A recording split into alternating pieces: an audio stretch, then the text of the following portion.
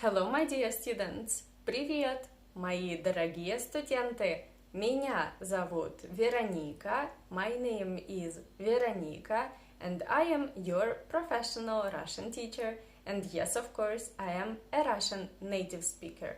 As I could see, many of you really liked my lesson about the dative case in Russian language. So today I would like to continue this topic, and I am going to present you a list of top 60 verbs in Russian language that take the dative case. What does it mean?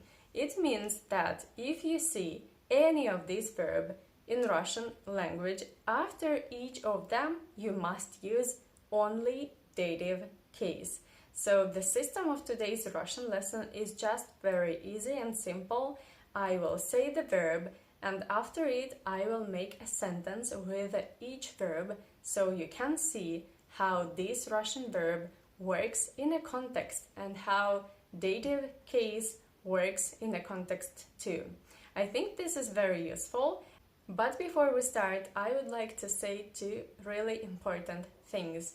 First of all, if you would like to thank me for my Russian lessons, you can follow the links below this video in the first comment, and you can support me by sending a donation, or at least you can hit the like button and subscribe to my channel and leave me a comment. Many thanks, I appreciate any activity from you. And secondly, of course, I would like to thank my constant supporters. Many thanks to Philip, Robert, Greg, Kenneth, Clive, Bayers, and my new patron, Peter. Without all of you, my channel would never exist, so I appreciate your attention. And now I am ready to present you this list of top 60 verbs that take dative case. So this list is prepared right here.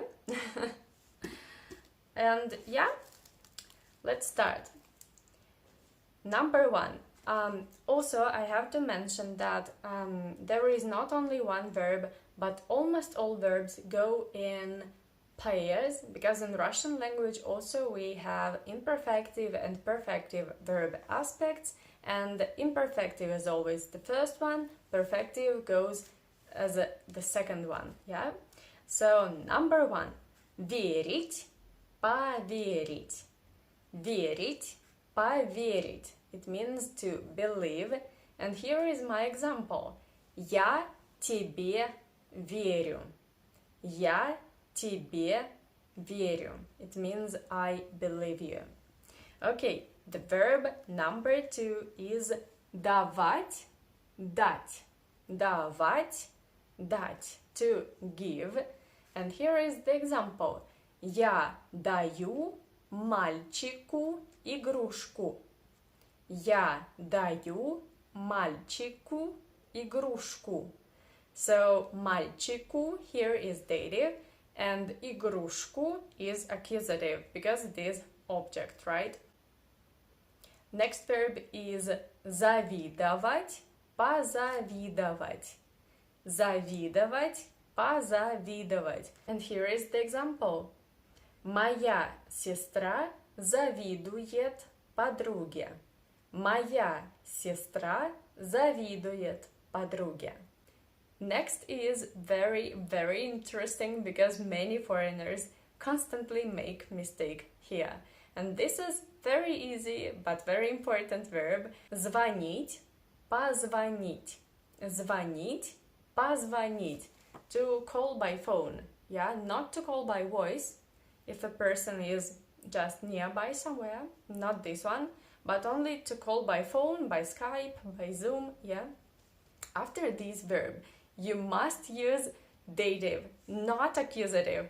Many foreigners who learn Russian, they just love to argue here, and they say, in my language, there is accusative. Okay, that's great, but in Russian, there is not accusative. You should use dative. And for example, я звоню родителям. Я звоню родителям. I call my parents, yeah? Okay, next is мешать, помешать. мешать, помешать. To bother, to disturb. Let me think about example. Okay, не мешай мне работать. Не мешай мне работать. Here, I have to mention that Russian cases are really important because if you say here not dative but you say accusative, it would mean to mix. Next verb is very emotional and it is мстить, отомстить. Мстить, отомстить. It means to revenge, yeah, or to take a revenge. What example can I make here? I think, yeah, this can be a good one. Брат мстит другу за предательство. Брат мстит другу за предательство. Yeah, okay, let's move on to the next verb. And it is much more pleasant and much more nice or nicer, yeah, and this is помогать, помочь. Помогать, помочь, to help. I would say the example here: помоги коллегам с отчетом, пожалуйста. Помоги коллегам с отчетом, пожалуйста. This happens quite often in office, right? Yeah, next verb is угрожать. Угрожать, to threaten. And here is only imperfective form because there's a process, yeah? Угрожать. Okay, the example here is бандит угрожает семье. Бандит угрожает семье. Okay, now let's talk about something a little bit more positive, and this is дарить, подарить. Дарить, подарить. It means to give as a present, yeah, because I think in English you have one word to give, and it means to give a present or to give just a random thing to somebody, but in Russian we have two different verbs. Давать for things and дарить for gifts and presents, yeah? So дарить, подарить, it means to give a gift. And the example here is папа подарил сыну красивую машинку. Папа подарил сыну красивую машинку. Okay, and next is удивляться, удивиться. Удивляться, удивиться, to be surprised, yeah? And here is я тебе удивляюсь. Я тебе удивляюсь. That's it. In Old Russian, we had the word diva. Diva, it was like a miracle, something that surprises me. This word nowadays doesn't exist in Russian. Well, you can find it in some Russian fairy tales, like diva divная, чудо чудное, yeah, but in normal Russian language that we use every day, this word do not exist. This word doesn't exist, but you can find it as a root in some words. For example, удивляться. Yeah? Okay. Next word is говорить, сказать. Говорить, сказать. Of course, you know these two verbs because they are very essential and very basic. Normally, foreigners just learn them at one of their first lessons of Russian language. And the example here is он сказал ей, что она очень добрая. Он сказал ей, что она очень добрая. Okay, next verb is запрещать, запретить. Запрещать, запретить. And nowadays, as you can see, this verb is super important because everything, almost everything is forbidden. Okay, I'm joking, but I'm a little bit already tired of this new system everywhere. Yeah. Let me think about the example. Мама запрещает дочери гулять слишком поздно. Мама запрещает дочери гулять слишком поздно. The next verb is, of course, the opposite one, and it is разрешать, разрешить. Разрешать, разрешить. To let, to allow. And yeah, the example here is директор школы не разрешает детям носить джинсы. Директор школы не разрешает детям носить джинсы. Okay, by the way, let me know what do you think about uniform in school. Is it good idea or bad idea? I didn't have uniform at my school and I was very happy because of that. Next verb is напоминать, напомнить. Напоминать, напомнить, to remind. Okay, and this is секретарь напомнил мне о звонке. Секретарь напомнил мне о звонке. That's it. Number 15 is нравится, понравится. Нравится, понравится. Окей, иностранцам нравится жить в Москве. Иностранцам нравится жить в Москве. Next is объяснять, объяснить. Объяснять, объяснить, to explain. Yeah, the example. Учитель объясняет ученикам новый материал. Учитель объясняет ученикам новый материал. Next is отвечать, ответить. Отвечать, ответить. Ты ему ответила. Ты ему ответила. Next is писать, написать. Писать, написать, to write. Okay. Внук пишет письмо дедушке. Внук пишет письмо дедушке. So, письмо is accusative, and this is object. Дедушке, this is kind of the address, right? So, you say dative here. Next is покупать, купить. Покупать, купить. Yeah, the example is just right here. Муж купил жене духи. Муж купил жене духи. Next word is посылать, послать. Посылать, послать. It means to send. Мы посылаем родственникам открытки. Мы посылаем родственникам открытки. Next is предлагать, предложить. Предлагать, предложить. To offer, to propose. This verb has many different meanings depending on the context.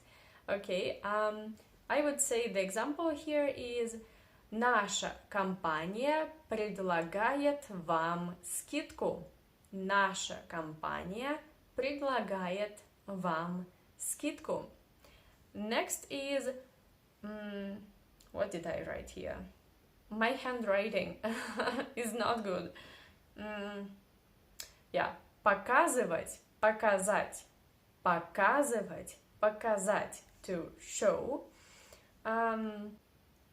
Yeah, the example. Гид показывает нам новый город. Гид показывает нам новый город. Yeah, приносить, принести. Приносить, принести, to bring. Муж принес жене букет роз.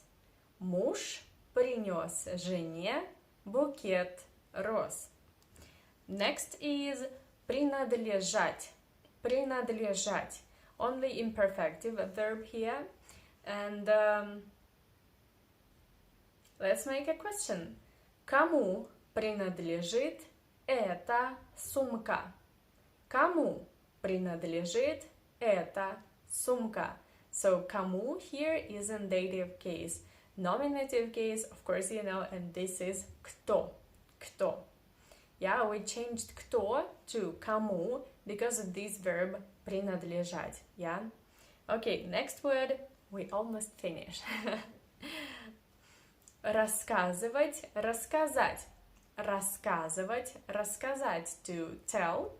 Инженер рассказал мне секрет о строительстве дома. Инженер рассказал мне секрет о строительстве дома. Okay, by the way, I just read an article about Millennium Tower or something like that in San Francisco, and yeah, this is so bad. Did you hear about this news? Oh, yeah, that's incredibly bad. Next verb, of course you know, or most probably you know, because this is very important and we use it a lot in everyday life, so I would recommend you to memorize it, and it is советовать, посоветовать. Советовать, посоветовать. It means to advise, yeah, or sometimes to consult, yeah, and this word, exactly this word, is the root to the word Soviet, yeah, like Soviet Union. Yeah, that's it. Психолог посоветовал клиенту меньше нервничать. Психолог посоветовал клиенту меньше нервничать. Yeah, that's easy to say, don't be nervous, yeah, but somehow it is difficult to do this, yeah. Next is радоваться, обрадоваться. Радоваться, обрадоваться. To be glad, to be happy. I would say девочка обрадовалась нашему приезду. Девочка обрадовалась нашему приезду. And the last one, oh, almost the last one, is продавать, продать. Продавать, продать. To sell. Старушка продала мужчине цветы. Старушка продала мужчине цветы. And finally, the last one for today is обещать, пообещать. Обещать, пообещать. And it means to promise. Yeah, the example is обещать не значит жениться. Sorry, that's a joke. That's it. So, my dear Russian learners, I hope that this Russian lesson was interesting and helpful for you in your Russian studies. If so, you know what you need to do. Hit the like button, subscribe to my channel, leave me a comment, and of course, if you want to thank me, like really thank me, you can send me a donation. Many thanks for all your attention, for all your kind words in comments. Yeah, I appreciate all your attention and see you soon. Увидимся скоро. Пока-пока. Bye-bye.